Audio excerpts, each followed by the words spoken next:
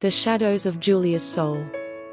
Julia was a little girl with eyes as blue as the sky and a smile that made the sun fade. Until her 7th birthday. On that day, when the cake with 7 candles stood on the table, everything changed. The cheerful eyes became empty, the laughter ceased. In its place, shadows flickered across her face, and dark figures began to dance in her dreams.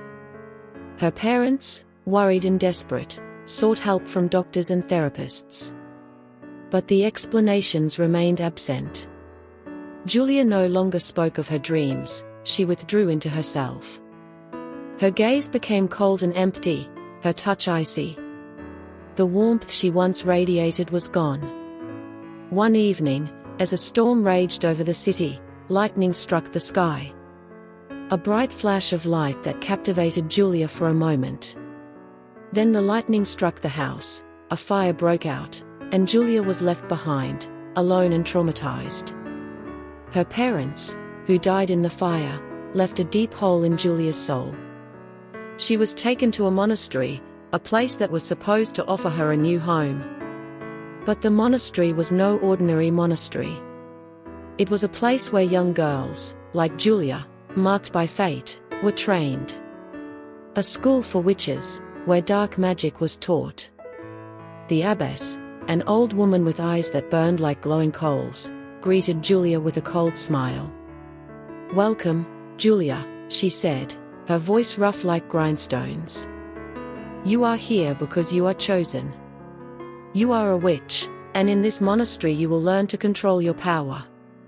Julia's heart beat faster. She felt a foreign force within her, a dark energy that made her uneasy.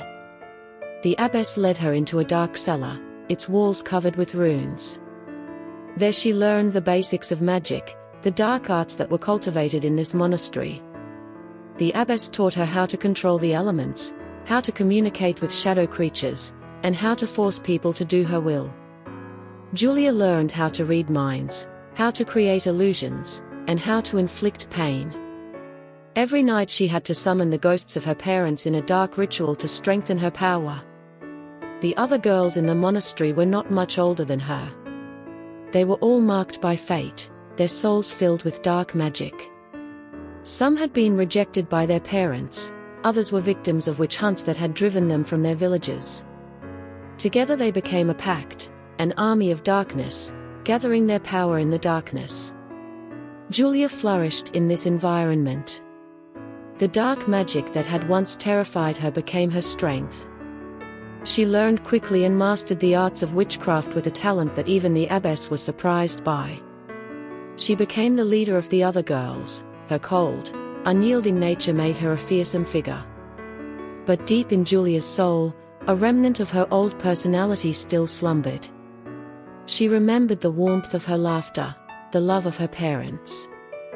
These memories were like little sparks in the darkness that she didn't want to extinguish. One day, while she was summoning the ghosts of her parents in a dark ritual with the other girls, Julia felt a change.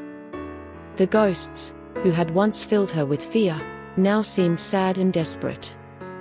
They looked at her with a gaze full of pain and disappointment. At that moment, Julia realized that she was on the wrong path. The dark magic that had made her so strong had also separated her from her humanity. She had sold her soul to darkness, and her parents, who had loved her so much, were lost in this pact with darkness. She decided to change everything. She would free herself from the abbess and her dark arts. She would try to save her parents, even if it meant fighting the entire power of the monastery. Julia secretly began to acquire knowledge of white magic. She studied old books hidden in the monastery and learned the rituals and spells that could undo dark magic. She searched for allies among the other girls, who were as disgusted by dark magic as she was. But the abbess had Julia in her sights. She sensed the change in her student, the spark of hope that was rekindling in her heart. She decided to break Julia before she could use her power to rebel against the monastery. The abbess organized a ritual in which she wanted to bind Julia's power with a curse. She wanted to make her a puppet who would serve her forever. But Julia was prepared. She had learned the power of white magic, and she used it to fight back against the abbess. A battle of magic erupted, shaking the monastery. The walls trembled, the candles flickered, and the ghosts of the dead screamed. Julia fought with all her might, her eyes burning with determination. She called upon the power of love and light to defeat the abbess's dark magic.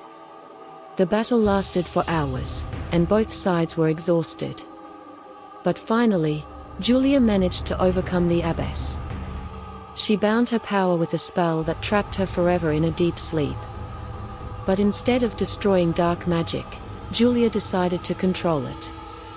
She realized that both types of magic, the light and the dark, had their own power. They were like two sides of the same coin, and it was up to her to keep them in balance. Julia became the new head of the monastery, the school for witches. She taught the girls both white and dark magic, but she always emphasized the responsibility that came with this power.